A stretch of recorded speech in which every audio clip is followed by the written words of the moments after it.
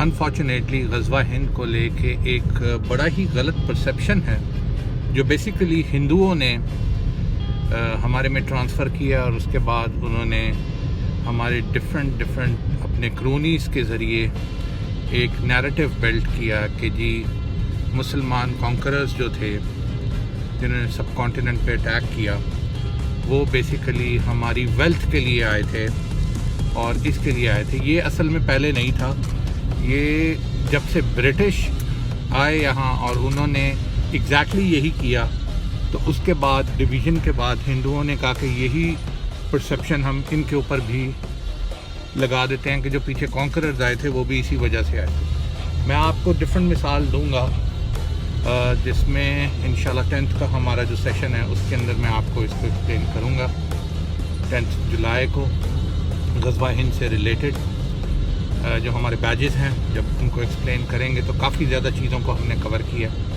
لیکن میں نے کہا آپ کو ذرا اس چیز کے بارے میں کلیئرٹی دوں کہ جیسے شہاب الدین غوری تھا، شہاب الدین غوری آل دا وے غور سے 1500 کلومیٹر دور وہ انڈیا آئے اور انہوں نے پرتھوی راج کو اٹیک کیا، جو کہ راجپوت جن میں سے الحمدللہ تقریباً 50% تو ویسے ہی مسلمان ہو چکے ہیں، کچھ سکھ ہو گئے ہیں۔ ہمارے جو پاکستان میں سارے راجپوت ہیں،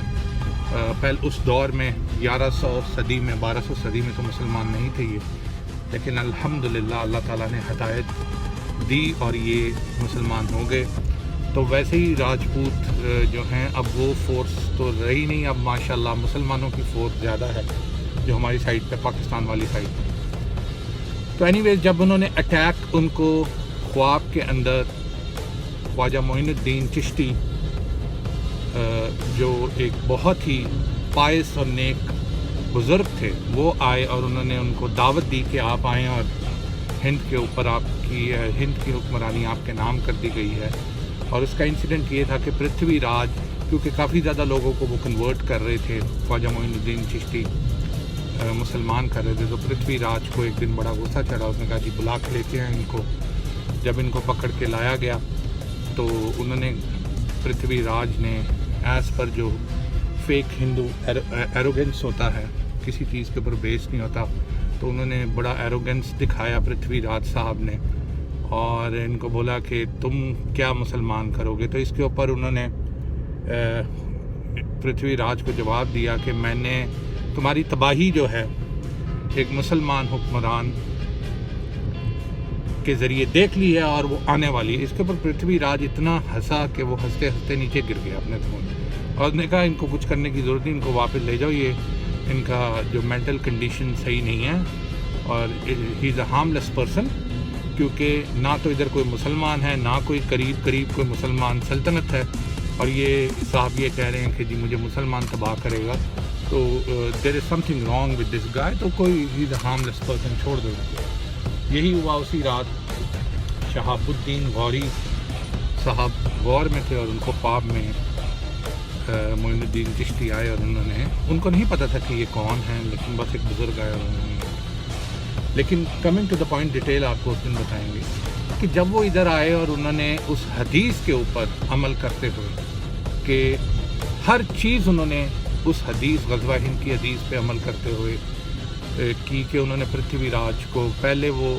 نہیں کامیاب ہو سکے، واپس گئے، ری گروپ کیا، اگلے سال دوبارہ آئے اور پرتھوی راج کو اسی طرح زنجیروں میں جکڑ کر وہ لے کے گئی۔ یہ کوئی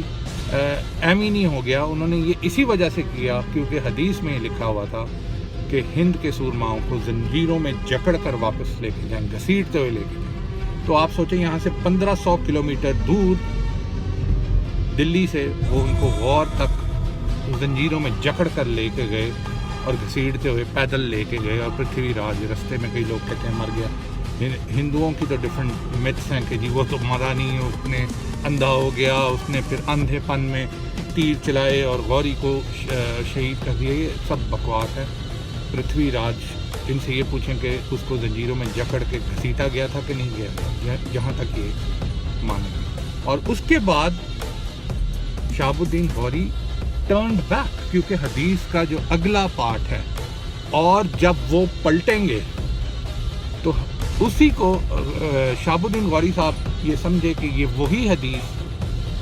اللہ تعالیٰ نے میرے نصیب میں غزوہ ہند کی ہے، تو وہ پلٹ گئے، وہ ادھر رکے ہی نہیں۔ اگر ان کو کوئی گین چاہیے ہوتا تو وہ ضرور رکتے، وہ واپس چلے گئے اور واپس جا کے وہ شہید ہو گئے، لیکن کیونکہ اللہ تعالیٰ نے وہ وقت نہیں لکھا ہوا تھا جو وقت اب آ چکا ہے۔